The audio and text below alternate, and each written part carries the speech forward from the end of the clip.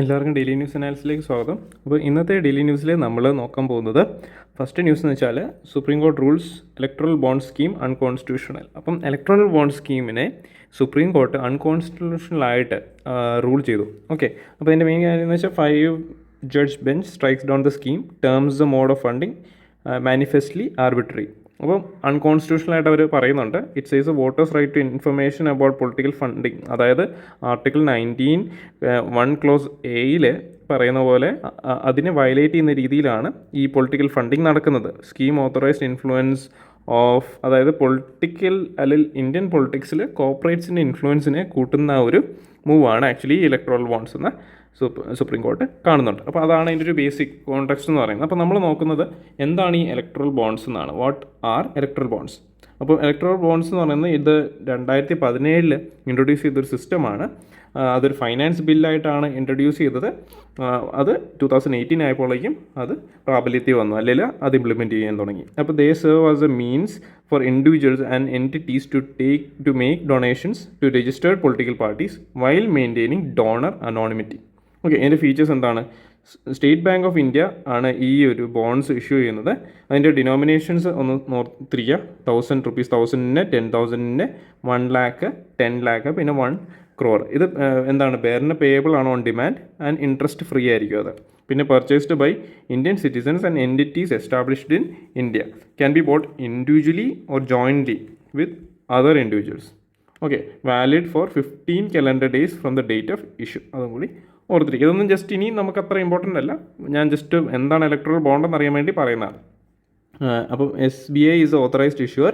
Electoral bonds are issued through designated SBI branches. അപ്പോൾ eligibility of political parties, അപ്പോൾ ഏതൊക്കെ political പാർട്ടീസിന് electoral bonds access ചെയ്യാം? അപ്പോൾ only political parties registered under section 29A of the RPA act, അല്ലെങ്കിൽ representation of people's act 1951, and have secured not less than 1% of the vote polled in the last general elections to the House of People or the Legislative Assembly. ആ ഒരു രീതിയിൽ 1% വോട്ടെങ്കിലും നേടിയിട്ടുള്ള political party ആയിരിക്കണം എന്ത്, അല്ലെങ്കിൽ section 21A പ്രകാരം registered ആയിട്ടുള്ള political party. ഇത് രണ്ടും വരുന്ന പൊളിറ്റിക്കൽ പാർട്ടീസിനാണ് എന്ത് ഇലക്ട്രൽ ബോണ്ട്സ് റിസീവ് ചെയ്യാനായിട്ടുള്ള എലിജിബിലിറ്റി ഉള്ളത്. അപ്പോൾ പർച്ചേസ് ആൻഡ് എൻകാഷ്മെൻറ്റ് എങ്ങനെയാണ്? Electoral bonds can be purchased digitally or through checks.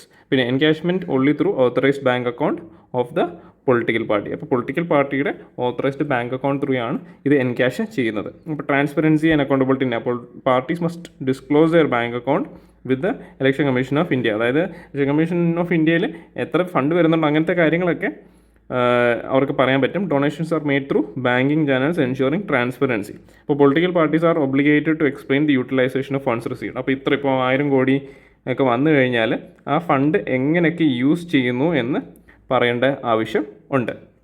പക്ഷേ ഈ ഒരു ബോണ്ട് സ്കീമിൻ്റെ, അല്ലെങ്കിൽ ഇലക്ട്രൽ ബോണ്ട് സ്കീമിൻ്റെ പ്രശ്നം എന്താണ്? അപ്പോൾ ഇത് ആക്ച്വലി ബേസിക് ഐഡിയ, അതായത് ആർട്ടിക്കിൾ 19 വയലേറ്റ് ചെയ്യുന്നുണ്ടെന്ന് നമ്മൾ പറഞ്ഞില്ലേ. അപ്പം ഇറ്റ് റൈറ്റ് ടു ഫ്രീഡത്തെ അല്ലെങ്കിൽ റൈറ്റ് ടു പ്രൈവസി അങ്ങനെയുള്ള കാര്യങ്ങളെല്ലാം വയലേറ്റ് ചെയ്യുന്നുണ്ട്.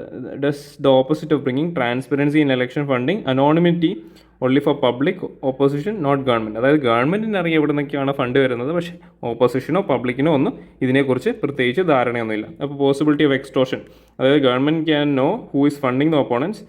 അപ്പം അങ്ങനെ വരുമ്പോഴേക്കും എന്താണ് ആ കമ്പനീസ്, ഇപ്പം ആക്ച്വലി കമ്പനീസൊക്കെ എന്തിനാണ് ഈ പൊളിറ്റിക്കൽ പാർട്ടീസിനെ സപ്പോർട്ട് ചെയ്യുന്നത്? അതായത് ഇവർക്ക് ഇപ്പോൾ ചിലപ്പം ടാക്സ്ഡ് അല്ലാത്ത പൈസ ഇവരുടെ കാണുമായിരിക്കും. അപ്പോൾ ഈ ടാക്സ്ഡ് അല്ലാത്ത പൈസ ഇവർ ഈ ഒരു കമ്പനിയിലോട്ട് ഈ പൈസ ഇടുവാണെങ്കിൽ, അല്ലെങ്കിൽ ഈ ഒരു പൊളിറ്റിക്കൽ പാർട്ടിയിലോട്ട് ഇലക്ട്രൽ ബോണ്ടായിട്ട് ഇടുവാണെങ്കിൽ എന്താണ്, ഇതിന് ടാക്സ് ഇല്ല, എന്നിട്ട് ഇത് ഇവർക്ക് വെളുപ്പിക്കാൻ പറ്റും അല്ലേ? അപ്പോൾ അങ്ങനെയാണ് ഈ ഇലക്ട്രൽ ബോണ്ട് സിസ്റ്റം ആക്ച്വലി അങ്ങനെ ഫങ്ഷൻ ചെയ്യുന്ന ഒരു സാഹചര്യം ഉണ്ടായി.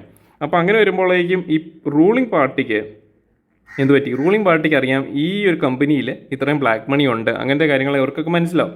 അപ്പോൾ അങ്ങനെ വരുമ്പോഴേക്കും എന്താണ്, ഈ കമ്പനീസിനെ ഇവർക്ക് വിക്ടിമൈസ് ചെയ്യാൻ പറ്റും, ഇവരെ ചാലഞ്ച് ചെയ്യാൻ പറ്റും, എന്നിട്ട് അവരുടെ ഇന്ന് ഫണ്ട് റൂളിംഗ് പാർട്ടിയിലോട്ട് എടുക്കാനും പറ്റും. അപ്പോൾ ED പോലത്തെ ഇൻസ്റ്റിറ്റ്യൂഷൻസൊക്കെ അവർക്കെതിരെ യൂസ് ചെയ്യാൻ പറ്റും.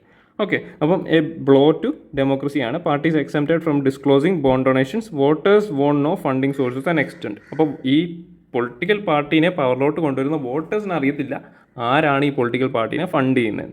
Okay, favouritism towards rich corporates. അപ്പം ഇതാണ് അൺലിമിറ്റഡ് കോർപ്പറേറ്റ് ഡൊണേഷൻസ്. ബേസിക്കലി ഇങ്ങനൊരു സാഹചര്യം ഉള്ളതുകൊണ്ട് റൂളിംഗ് പാർട്ടിക്കാണ് കൂടുതലും ഫണ്ടിങ് വരുന്നത്. അപ്പം അങ്ങനെ വരുമ്പോഴേക്കും എന്താണ് ഈ കോർപ്പറേറ്റ്സിനൊക്കെ ഇത്രയും ഫണ്ടിങ് ഒക്കെ അവർ പൊളിറ്റിക്കൽ പാർട്ടീസിന് കൊടുക്കുമ്പോൾ എന്താണ് എന്തെങ്കിലും ബെനിഫിറ്റ്സ് കിട്ടുമല്ലോ. അപ്പോൾ ടാക്സ് എക്സംഷൻസ്, അതുപോലെ തന്നെ ഗവൺമെൻറ് സ്കീംസിലുള്ള ഇൻവോൾവ്മെൻറ്റ്, അങ്ങനത്തെ കാര്യങ്ങളെല്ലാം ഇവർക്ക് കൊടുക്കാൻ പറ്റും. അപ്പം റൈറ്റ് ടു നോ അല്ലെങ്കിൽ right to information under article 19 ഈ ഒരു ഇലക്ട്രൽ ബോണ്ട് നടക്കുന്നത്. അപ്പം ഇത് അമെൻമെൻറ്റ്സ് ചാലഞ്ച് ആസ് അൺകോൺസ്റ്റിറ്റ്യൂഷണലായിട്ട് നമുക്ക് കാണാൻ പറ്റി. പിന്നെ ഫ്രീ ആൻഡ് ഫെയർ ഇലക്ഷൻസിന് എതിരായിട്ടാണ്. അതായത് എന്താണ് ഗവൺമെൻറ്റിന് അറിയാം, പക്ഷേ എന്താണ് സിറ്റിസൺസിന് അറിയത്തില്ല എവിടെ നിന്നാണ് ഈ പൈസ വരുന്നതെന്ന്. അപ്പോൾ ഈ ഒരു ഇങ്ങനെ വരുമ്പോഴേക്കും എന്താണ് ഈ ക്രോണി ക്യാപിറ്റലിസം കൂടാനായിട്ട് ചാൻസ് ഉണ്ട്. അപ്പോൾ ഈ ഇലക്ട്രൽ ബോണ്ട്സ് അപ്പോൾ ഇലക്ട്രൽ ബോണ്ട്സിനെ കുറിച്ച് പഠിച്ചു, ആരാണ് ഇഷ്യൂ ചെയ്യുന്നതെന്ന് പഠിച്ചു, ഏതൊക്കെ ഡിനോമിനേഷൻസിൽ ഇഷ്യൂ ചെയ്യുന്നുണ്ടെന്ന് പറഞ്ഞു, പിന്നെ എന്താണ് ഇതിൻ്റെ പ്രശ്നങ്ങൾ എന്ന് പറഞ്ഞു. അപ്പോൾ ഇതെന്താണ് അൺകോൺസ്റ്റിറ്റ്യൂഷണൽ ആയി എന്നാണ് നമ്മൾ നോക്കുന്നത്. അപ്പോൾ it violates right to information. അപ്പം എന്താണ് ഈ പൊളിറ്റിക്കൽ ഫണ്ടിങ് നടക്കുന്നത് അതിൻ്റെ സോഴ്സ് എവിടെ നിന്നാണ് പബ്ലിക്കിൽ നിന്ന് അവർ ഹൈഡ് ചെയ്യുന്നുണ്ട്. അപ്പോൾ enables black money, foreign funding, corporate influence. അപ്പോൾ ഈ കാര്യങ്ങൾ ഞാൻ പറഞ്ഞു, അതിൻ്റെ സിസ്റ്റം എങ്ങനെ ഫംഗ്ഷൻ ചെയ്യുന്നതെന്ന്. അപ്പോൾ ആ രീതിയിലുള്ള മാലിസിഡ് ആയിട്ടുള്ള ആക്ടിവിറ്റീസ് ഇത് പ്രൊമോട്ട് ചെയ്യുന്നുണ്ട്. Harms public interest and sovereignty. അപ്പോൾ വയലേറ്റ്സ് പ്രിൻസിപ്പിൾ ഓഫ് ഇക്വാലിറ്റി. അപ്പോൾ എന്താണ് discriminates between parties based on vote share. അപ്പം കൂടുതലും ജയിക്കാൻ സാധ്യതയുള്ള പൊളിറ്റിക്കൽ പാർട്ടി, അല്ലെങ്കിൽ ഇപ്പം മജോറിറ്റി ഉള്ള പാർട്ടി, അല്ലെങ്കിൽ ഇപ്പോൾ റൂളിംഗ് പാർട്ടി, അപ്പോൾ അവർക്കൊക്കെ ആയിരിക്കും കൂടുതൽ ഫണ്ടിങ് പോകുന്നത് അല്ലേ. അപ്പോൾ അങ്ങനെ ഒരു കാര്യം, unfair advantage for ruling party and major opposition, excludes smaller and regional parties, donors can sway policies, voters kept. അപ്പോൾ ഇതെന്ന് വെച്ചാൽ എന്താണ് മേജർ ഓപ്പോസിഷൻ പാർട്ടി. അതിപ്പോൾ നമുക്കിപ്പോൾ ഫണ്ടിങ്ങിൻ്റെ ഇത് നോക്കുവാണെങ്കിൽ, റിപ്പോർട്ട് നോക്കുവാണെങ്കിൽ നമുക്കറിയാം ഇപ്പം ടോപ്പായിട്ട് വന്നത് BJP ആണ്. അത് മേജർ റൂളിംഗ് പാർട്ടിയാണ് അല്ലേ. അതിൻ്റെ തൊട്ട് താഴെ വന്ന INC അല്ലെങ്കിൽ ഇന്ത്യൻ നാഷണൽ കോൺഗ്രസ് ആണ്. ഇന്ത്യൻ നാഷണൽ കോൺഗ്രസ് എന്ന് വെച്ചാൽ മേജർ ഓപ്പോസിഷൻ പാർട്ടിയാണ്.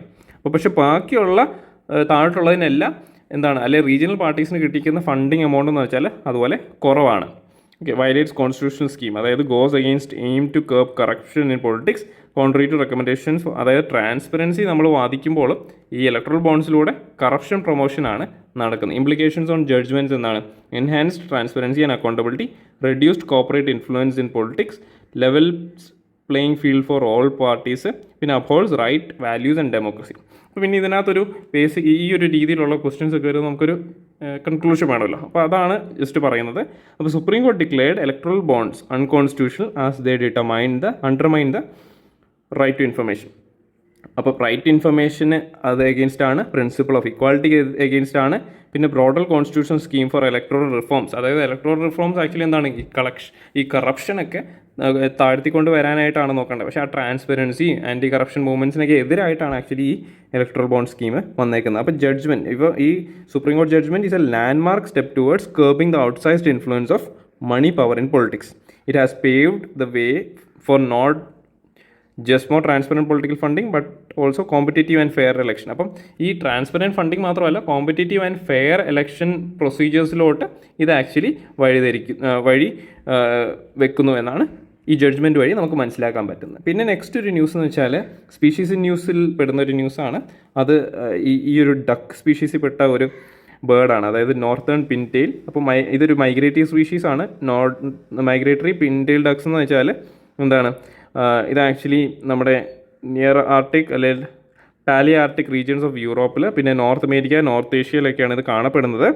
അപ്പം ഇത് IUCN ലിസ്റ്റിൽ ലീസ്റ്റ് കൺസേൺഡ് ആണ്. അപ്പോൾ ഇതിൻ്റെ ത്രെറ്റ്സ് എന്ന് വെച്ചാൽ ഹാബിറ്റാറ്റ് ലോസ് ഉണ്ട് ഡ്യൂ ടു ഹ്യൂമൻ ആക്ടിവിറ്റി, പിന്നെ വെറ്റ്ലാൻഡ് ഡ്രെയിനേജ്, പിന്നെ coastal petroleum pollution and agricultural pesticides ഒക്കെയാണ് ഇതിനെ എഫക്റ്റ് ചെയ്യുന്നത്. അപ്പോൾ അത് ജസ്റ്റ് ന്യൂസിലുള്ളതുകൊണ്ട് ഇപ്പം നമുക്ക് പ്രിലിംസിലൊക്കെ ഈ പിൻടെയിൽ എന്താണെന്ന് ചോദിക്കാം. എന്നിട്ട് ഇത് ഏത് സ്പീഷീസ് ആണെന്ന് ചോദിച്ചു കഴിഞ്ഞാൽ ഇത് ഓർത്തോണം, ഇത് ബേർഡ്സിൻ്റെ കാറ്റഗറിയിൽ പെടുന്ന ഒരു സ്പീഷീസ് ആണെന്ന് ഓർത്തിരിക്കാം. അപ്പോൾ അത് അങ്ങനെ UPSC ചോദിച്ചിട്ടുണ്ട്. അതായത് ഈ ഒരു ടേം എടുത്തിട്ട് അത് ഏത് സ്പീഷീസിലാണെന്നൊക്കെ ചോദിച്ചിട്ടുണ്ട്. ഓക്കെ, അത് ജസ്റ്റ് ഓർത്തിരിക്കുക. പിന്നെ next art and culture base ചെയ്തിട്ടുള്ളൊരു ന്യൂസാണ്. ഇത് ആക്ച്വലി നമ്മുടെ ഹിന്ദുവിൻ്റെ കേരള എഡിഷൻ പത്രത്തിൽ വന്നതാണ്. കാരണം കോഴിക്കോട് നടന്നൊരു ഇവൻറ്റ് ബേസ് ചെയ്തിട്ടാണ് ഇത് എടുത്തേക്കുന്നത്.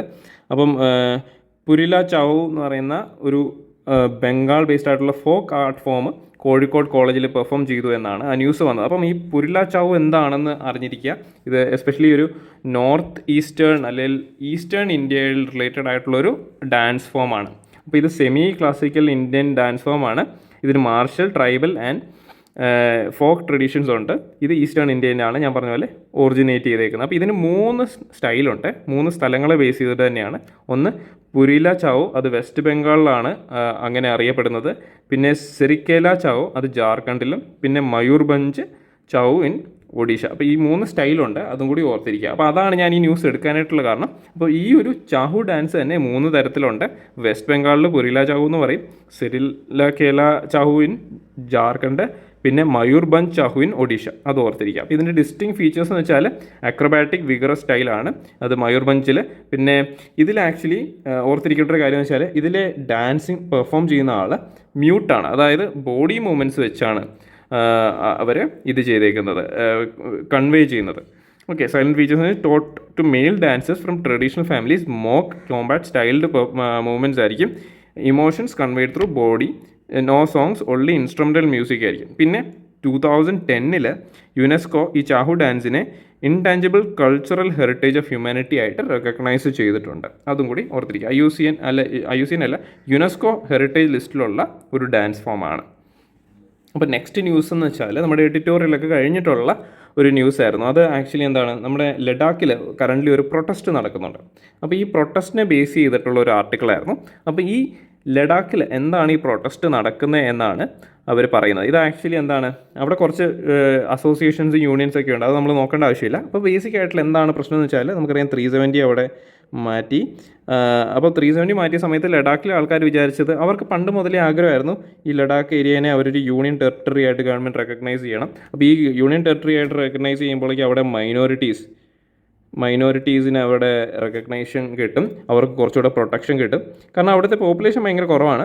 അപ്പോൾ അവർക്ക് കുറച്ചുകൂടെ ഒരു ഫ്രീഡം അങ്ങനത്തെ കാര്യങ്ങളൊക്കെ കിട്ടുമെന്നാണ് അവർ പറഞ്ഞത്. അപ്പം പക്ഷേ സെൻട്രൽ ഗവൺമെൻറ് അതിനെ ആ ഒരു തീരുമാനത്തെ അവർ അംഗീകരിച്ച് യൂണിയൻ ടെറിട്ടറി ആയി. അപ്പോൾ അങ്ങനെയൊക്കെ വരുമ്പോഴേക്കും ഒരു പ്രശ്നം പറ്റിയതെന്ന് വെച്ചാൽ സെൻട്രൽ ഗവൺമെൻറ് ആക്ച്വലി അവിടെ കുറേ ഡെവലപ്മെൻറ്റൽ സ്കീംസ് കൊണ്ടുവന്നു. ഓക്കെ, കുറേ ഡെവലപ്മെൻറ്റ് സ്കീംസ് കൊണ്ടുവന്നപ്പോഴേക്കും അവിടെ കുറേ അവരുടെ കൾച്ചർ, അപ്പോൾ അവർ പറയുന്നത് വെച്ചാൽ അവരുടെ വൈൽഡ് ലൈഫ്, അപ്പം ചില കേസസിൽ മെഗാ സോളാർ പവർ പ്ലാന്റ് പ്രോജക്ട്സൊക്കെ ഗവൺമെൻറ് കൊണ്ടുവരുന്നുണ്ട്. അപ്പോൾ അതിന് കുറേ വാസ്റ്റ് ഏരിയാസ് അവർ യൂസ് ചെയ്യും. പക്ഷേ ഈ ഏരിയാസ് എവിടെ നിന്നാണ് ലഡാക്ക് വരുന്നത്?